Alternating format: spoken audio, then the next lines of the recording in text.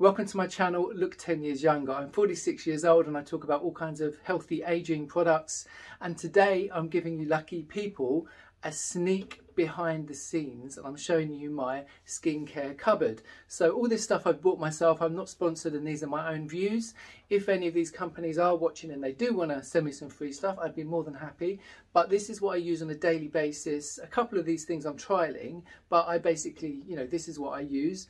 So to start off with, I use 3 different hyaluronic acid products and I kind of rotate them. So if I'm doing a red light treatment, I will use the green tea hyaluronic acid, which is from CURRENTBODY. So maybe that's once a week or something.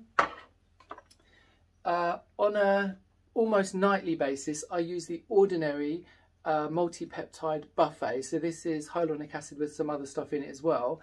But I use this because it doesn't react with retinol, which I use afterwards. I like the ordinary because if you send them an email, they'll send you back a personalised routine, tailor-made for your skin. So the ordinary buffet copper peptide, so it's the same as the other one, but it's got copper in it, and copper helps your skin produce more collagen. That reacts with the retinol, so I can only use that in the morning when I remember, and I've only just started doing this, so maybe twice a week I will put this on my skin in the morning before I put sunscreen on. Maybe once a week after I've shaved and exfoliated my skin, I would use a vitamin C product. So these are both from the ordinary and I've used the, I can't pronounce this, absorbable tetrasomatate solution 20% in vitamin F. This has been okay, but I've replaced it a couple of weeks ago with ethylated absorbic acid 15% solution. So these are both vitamin C. So vitamin C is supposed to again boost collagen. I like this new one because it seems to be like a moisturiser in itself, so it's quite a thick serum, so you can put it on and it really does feel quite heavy in a way, so I like it. The other hyaluronic acid type product that I do rotate with is beta-glucan. Don't know if that's how you say it, I think it is.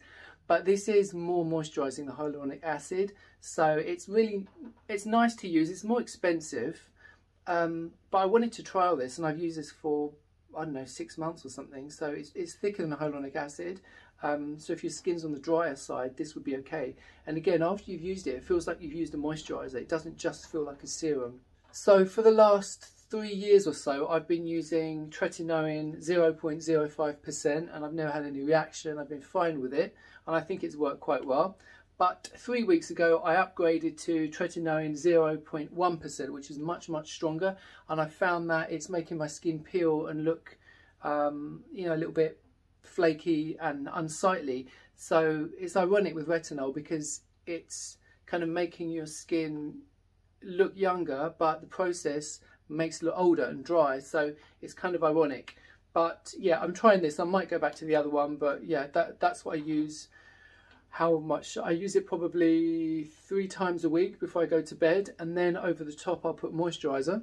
When I'm using tretinoin, I put this moisturiser over the top of it, so I let it settle for maybe 5-10 minutes, then I put the moisturiser on. So this is BioSkin Dermo Serum 1 for daily use. So this I've mentioned before, it's very heavy, it's got vitamin E and it's got like 20 different ingredients in it. There's no parabens and there's no mineral oils, and it's a natural organic product, so that's why I use it. This is quite heavy, yeah, so that's what I like. During the summer or on days where I feel I've got a lot of layering of different products and I don't feel I need a heavy moisturiser, then I use the ordinary hyaluronic acid natural moisturising factor. Every night before I go to bed, I use this lip balm, which is not petroleum based. It's called Naturaline and it's castor oil and beeswax. So I like it because it's natural. And during the day, so in the morning, if I'm going to go out somewhere, after I clean my teeth, then I'll use this Dr. Organic SPF 15 lip balm, and I get this in Holland and Barrett, and they've got different, this is vitamin E, but they've got different not flavours, but different fragrances. If I'm going to be going out, then I always use SPF 50. This is Ultra Sun. This is a brand I've been using for years and years, and I've mentioned it loads of times. It's just the best SPF 50 product that I've found. It doesn't contain any of the nasty stuff that you get in some sunscreens, and it's got infrared protection as well. But the best thing is that it doesn't leave a white cast. So I've never found an SPF 50 that doesn't leave a horrible white cast on your skin. So I reviewed this magic mirror. It's a UV mirror. In the mirror, it shows you basically what you look like under UV light. So if you apply sunscreen and you've missed a bit, this will clearly tell you that you've got a section of your face which is not protected. So when I did the review for this, I was impressed. I thought this was really cool. I thought, I doubt I'll use it. I keep this either here or by my front door, and every day, twice a day, before I leave the house, I check this now religiously to make sure that my sunscreen is applied properly.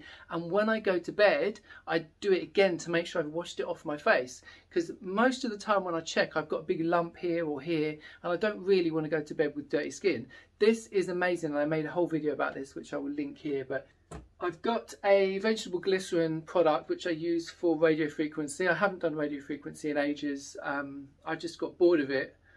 And I really want to try a laser treatment instead of radio frequency, where you don't have the risk of fat loss. So I really want to try the is it Lima laser? So if any of you guys have used that, please let me know below what you thought of it. But I want to try that laser. That's my next thing I want to get. This is called Z Block, and this is a SPF 50 sunblock, which I'm trialing at the moment, but I'm not blown away by it, because when I put it on my skin and I compare it to this one in the UV mirror, this is completely black. So if you put some glass or some plastic in front of that mirror, it's completely black. This is like a brownish colour, which means it's not protecting my skin as much as that. And it does give you a very slight white cast. The DHC, again, this is one of my staples. So this is a olive oil cleansing oil. So basically this is the only thing I've found that will remove every single trace of sunscreen. So sunscreen is so difficult to scrub off your skin. This does it effortlessly. And sometimes I would use this, then use another cleanser afterwards, like a gel cleanser afterwards. But most of the time, because my skin is on the dry side, I would just use this, and then you rinse it off with water, and my skin is completely clean.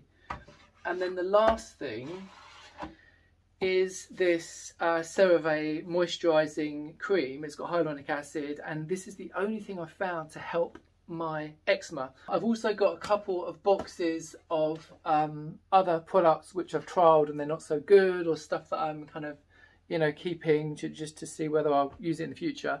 But these are definitely the things that I would recommend. If you've got any of these, I'd love to know whether you agree with me or whether you've got any alternatives that are even better. If you've got any comments or questions, put them below. I'll definitely try to answer. Thanks for watching. If you've enjoyed this video, please consider giving me a thumbs up and subscribing, and I'll see you next time.